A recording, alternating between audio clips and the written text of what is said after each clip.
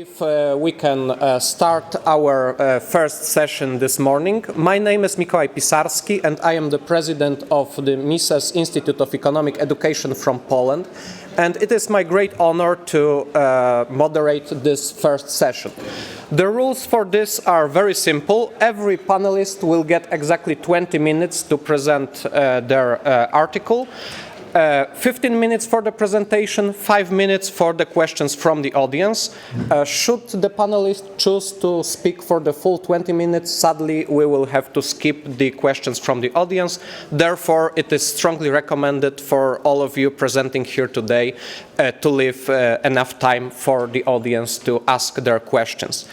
And without further ado, let me introduce and invite here on the stage our first speaker for today morning, Mr. Adrián Ravier from ESEAD, with his presentation on dynamic monetary theory and the Phillips curve with a positive slope. Let's give him a warm round of applause. And thank you, BASES, Hayekian Institute, and the Austrian Center for the organization of this event. Maybe you remember Milton Friedman explaining that, well, he always made reference to Hayek, explaining that he was very important for the development of his free market philosophy. But he also said that Hayekian macroeconomics was completely misleading. It was wrong. What I will show here is that Milton Friedman is wrong. The macroeconomics and the monetary theory of Milton Friedman is wrong. Even in this topic, the Phillips curve that he developed in his lecture of 1976 when he received the Nobel Prize. He made reference to all these topics, and I will try to show that Hayek can teach or show some very important insights. The Phillips curve, as you know, starts in 1958 with this article, The Relation Between Unemployment and the Rates of Change of Money Weight Rates in the United Kingdom, with data from 1861 to 1957. This article shows basically that we have a negative slope for the Phillips curve. In this article also, we can see these economic cycles. For example, if you see the top of the figures, you will see how the economy moves to reduce unemployment when inflation grows up, and then when inflation comes down, we have high unemployment, which make also another article from Paul Samuelson and Robert Solow for the United States in this case, where you can see that if we start from point A with 5.5% of unemployment, and then we reduce unemployment to 3%, we have to allow the economy to grow inflation to 4.5%. Even Samuelson explains that it is a good thing that inflation is not zero, because if inflation increases, then we are allowed to reduce unemployment. This is an abstract figure where we can see the same idea. If we have deflation, we have high unemployment. If we have zero inflation, we have what Milton Friedman will call the natural unemployment rate. And if we have a higher level of inflation, then we will have full employment. So when we see the central banks applying this inflation targeting, they put the inflation target in 2% to 3%, maybe in some countries in Latin America, so that we don't have deflation that is consistent with unemployment, and that we can reach full employment. There were three events which were imposed against the hypothesis of the Phillips trade-off. The first was represented by the general theoretical reaction against the Keynesian system, both by the monetarists led by Milton Friedman and also by the Austrian economists led by Friedrich Hayek. The second was that the model, although well adapted for the study of Samuelson-Solow, failed in its application to other economies. And the third, that the emergence of the process of stagflation, understood as a phenomenon of high inflation and high unemployment simultaneously. This is the second stage. If you remember the lecture of Milton Friedman of 1976, there are three stages of the Phillips curve. The first one was the Keynesian system with a negative slope of the Phillips curve. The second one was this, the vertical Phillips curve. We can see here that if we start in the point E, then a monetary policy, a credit expansion of monetary policy, allow us to reach the F point where we reduce unemployment and we have higher inflation. But Milton Friedman and Edmund Phelps and Chicago economics explain that when this happens, adaptative expectations change, and then the unions and the agents will ask to recover the real wage. So when this happens, we move from F to G, and we are again in the natural rate of unemployment. So we can see here that Milton Friedman and Chicago economists accept, and maybe Austrian also accepts this idea that the monetary policy had short-run effects and real short-run effects and real to reduce unemployment.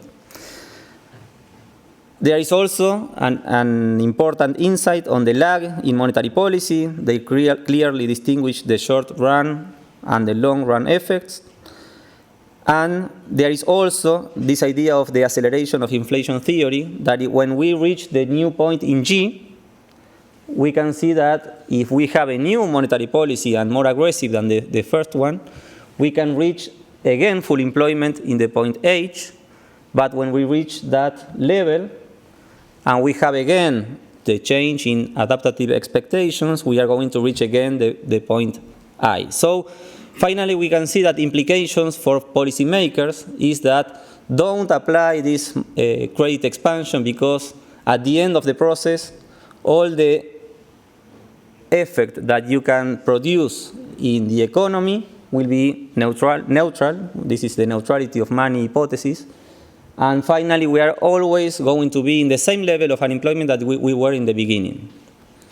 So here we have the article by Roger Garrison and Bellante, Garrison from the Mises Institute, where he shows something that I think is very important, because he accepts in a way that Chicago and Austrian economics are showing a neutrality in the long run. The idea of neutrality of money in the long run. This is misleading for me. This is not Hayek, this is not Mises, but he shows this, and I think this is important to show, because it is the essence of the misleading of Chicago economics. Here you see, in general, this is something I take from the article from Bellante and Garrison. In general, monetarists have taken comfort in the Knightian view that the structure of capital, particularly the intertemporal structure, can be safely ignored, and that theories in the Austrian tradition which make use of such concepts are roundaboutness and stages of production are especially misguided. This is right, I think. But then he showed these 5 points that are very important, comparing Chicago economics with Austrian economics. And you can see here in the 5th point what I think is misleading in Garrison even. He said, with appropriate qualifications about what constitutes the long run, both theories are characterized by monetary disturbances whose short-run effects are non-neutral, but whose long-run effects are neutral. So both accept this short-run non-neutral effect, but then they think that the economy developed this neutral effect. When we see this article, this lecture of Milton Friedman in 1876, the third stage of Milton Friedman is a one where we have a positive slope for the Phillips curve.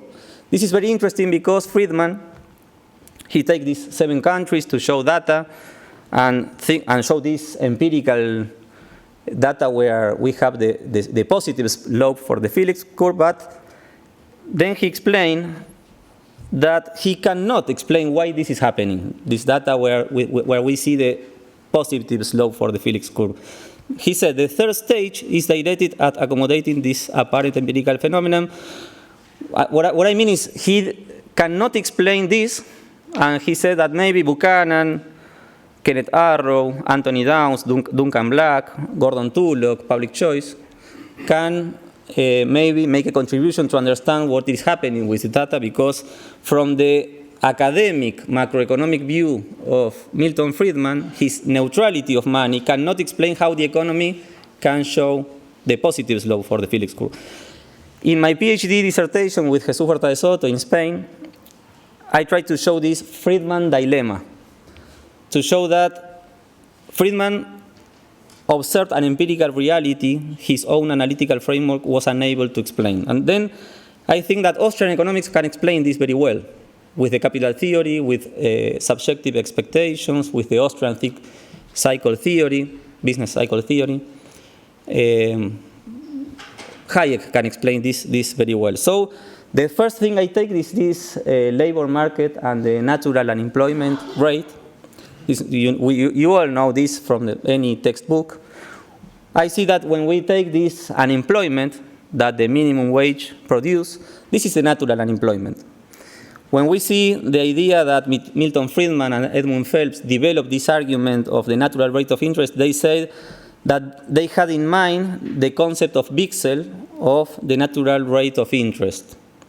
It is important to recognize that there is really nothing natural about the special rate of unemployment. This is not natural. This is the legislation, this is the minimum wage, what produced this level of unemployment. So when we have this monetary policy running, what we see is that we have less unemployment, because the real unemployment rate reduced, because we are paying, the entrepreneurs are paying less wages, real wages. So we can have what in Austrian economics view is the boom of economics, and we have less unemployment. But then, when we have the bust and the crisis, we move to a new level of more unemployment, not less. So this is a new figure where I try to show that we start from point A and we want to go to point B. So how this is running? For example, in Argentina, my country, how can we go from point A to point B? What we need is free market economics. We need to stop printing money. We need to reduce the rigidities in the employment market. So then we are going to reach this thing. So, but what Keynesians would say, okay, no, you can apply a monetary policy or credit expansion, and you can move also to point B with unemployment in the short term, very quickly, because we are going to reduce interest rates, and you are going to have a boom in economics that will take you to B. But then, as you remember, well, this means that Austrian economics, even Chicago economics, and also Keynesians, we all accept the Keynesian thesis in the short run, which we think is compatible with the Austrian business cycle theory. But then we have this. We partially accept the monetarist theory in the sense that the initial short-run effect is reversed in the long run.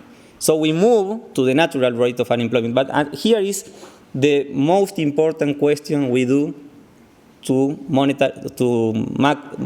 monetarists, to Chicago, which is, when we move to the natural rate of unemployment, why do we think, or why do you think, that we are going to move to the same natural rate of unemployment that we had before?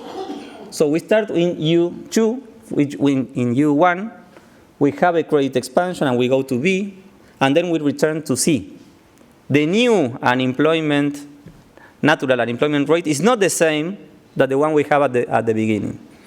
So here, we move to C, and then we have some differences, because we move to D with a new monetary policy. Then we return to E because we have more unemployment when we have the bust.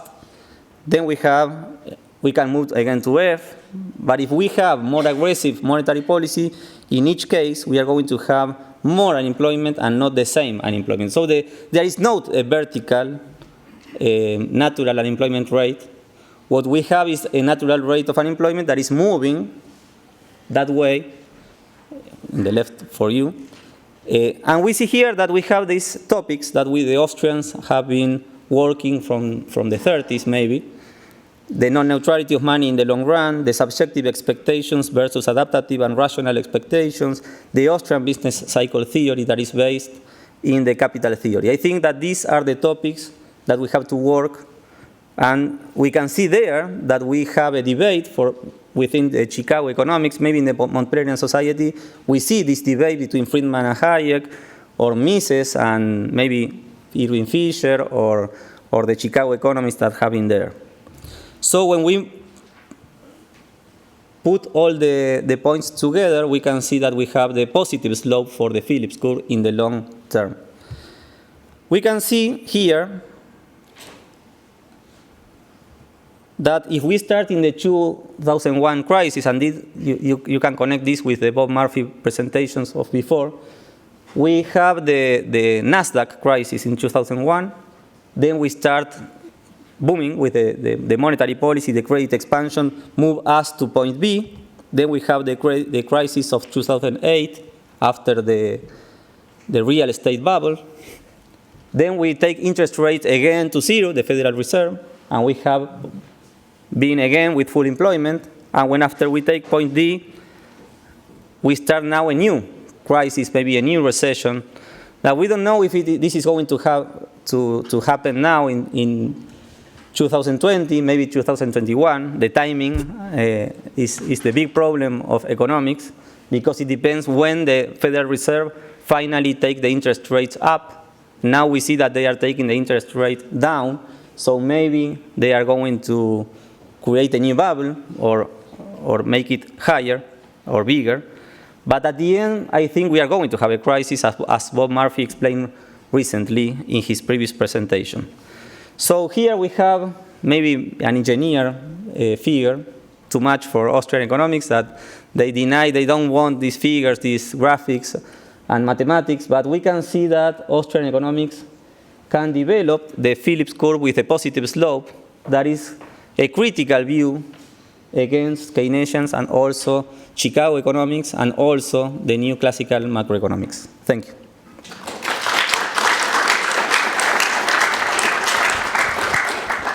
Thank you, Adrian. We have time for 2 questions. We will do it that way.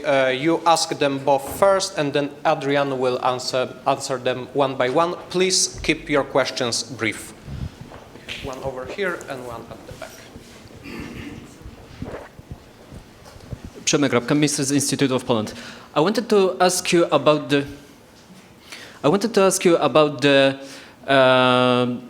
the minimum wage. Do I understand you correctly that in a way you are trying to explain the Friedman's dilemma through the existence of minimum wage laws?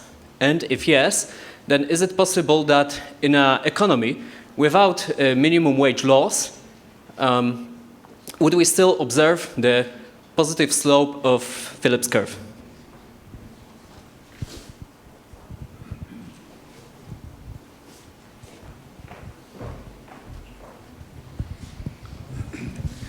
Hi, thank you again. Super presentation. Talking about the pertinent conundrums and bewilderments concerning monetary policy over the past couple of years, ever since the financial crisis and the Great Recession. You had massive quantitative easing.